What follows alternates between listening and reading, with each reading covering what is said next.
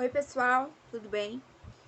Meu nome é Rafaela, eu tenho 25 anos e eu vim falar aqui sobre o meu surto psicótico após o uso do chá do Santo Daime ou ayahuasca. A ayahuasca e Santo Daime são o mesmo chá, tá?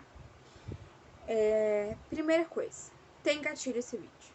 Segunda coisa, não é uma afronta à cultura indígena e não é uma afronta à religião do Santo Daime. Como a gente vive numa sociedade democrática, eu acho que eu tenho o direito de contar o que aconteceu comigo. Acho não, tenho certeza. E de alertar vocês.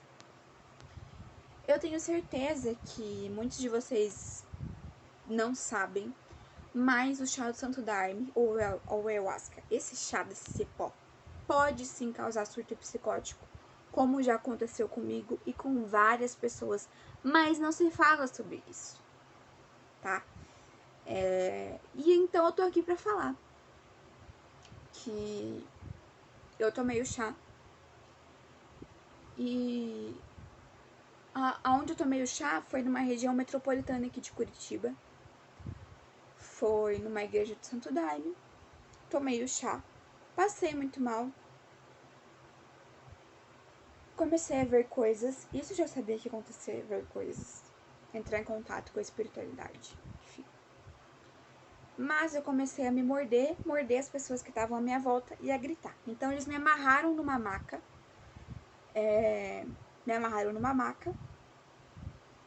com amarras dos pés até o ombro.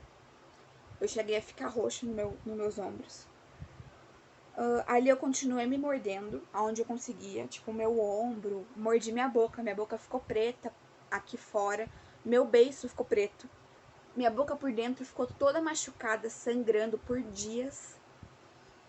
Demorou dias pra minha boca voltar ao normal, acho que umas 2 semanas pra começar a sair o preto da minha boca. E ali eu, naquela maca amarrada, eu evacuei, eu urinei. E eu queria vomitar, mas não consegui, porque o vômito vinha e voltava, porque eu tava deitada e amarrada. Assim que eu saí da maca, eles me levaram pra me limpar e me deram uma outra roupa. E eu tava em estado de choque, gente, traumatizada. Voltei pra casa, mas o que aconteceu? Durante aquela semana, eu não parei de alucinar, eu não parei de ver coisas e eu comecei a escutar vozes. E isso durou 1 mês e meio para começar a parar.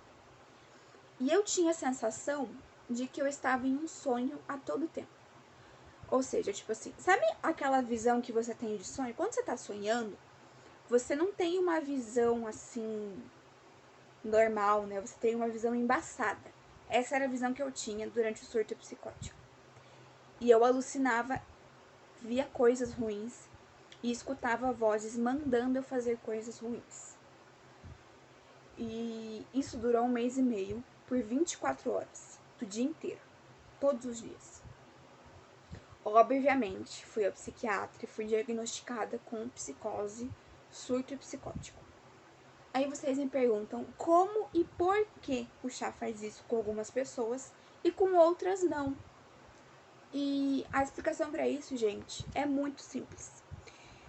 Tem pessoas que têm guardado na genética uma predisposição a desenvolver transtornos psiquiátricos.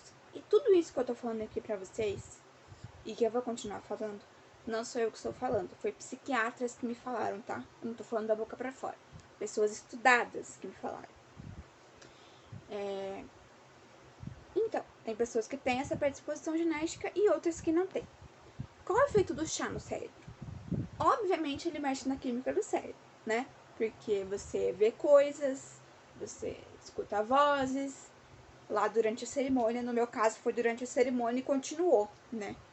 Tem pessoas que tomam e só durante algumas horas o efeito faz, depois elas voltam ao normal.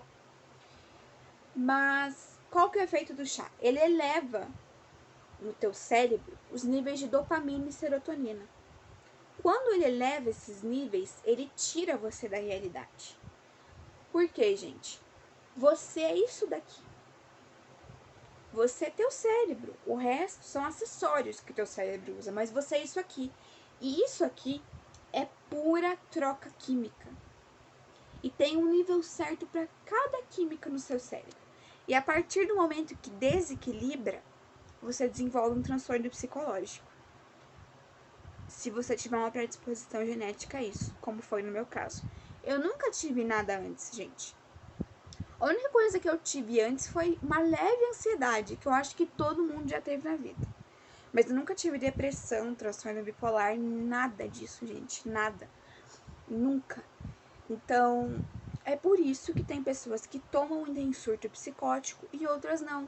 Só que qual que é o problema? Não tem como você saber se você tem uma genética que vai fazer você ter um surto psicótico ou não. Não tem como você saber isso. A menos que você já tenha um transtorno bipolar e uma depressão, já dá pra você ter uma noção, tipo um norte, por exemplo, eu já tenho uma esquizofrenia, um transtorno bipolar, se eu tomar esse chá, eu já sei que não vai fazer bem pra mim. Mas se você tem essa genética e não tem nada, não tem como você saber se vai ter um surto psicótico ou não. E surto psicótico não é brincadeira, gente. Eu precisei tomar antipsicótico, que é remédio fortíssimo, é remédio caro, não é barato. Às vezes precisa de internação, porque a pessoa fica completamente fora de si. Tem pessoas que entram em surto psicótico e matam os pais, matam o filho. Podem pesquisar na internet, gente. Não é brincadeira, é um assunto sério. E um surto psicótico que não for bem tratado, segundo a minha psiquiatra, uma das psiquiatras que eu passei, porque eu passei por 4 psiquiatras, porque eu não queria aceitar que eu tava com psicose, até que eu desisti, né, parei no quarto, e eu aceitei que eu tava com psicose. Uma desses psiquiatras me falou que um surto psicótico não tratado, ele pode vir a abrir uma janela para você desenvolver uma esquizofrenia. E aí você vai ter que tratar pro resto da sua vida.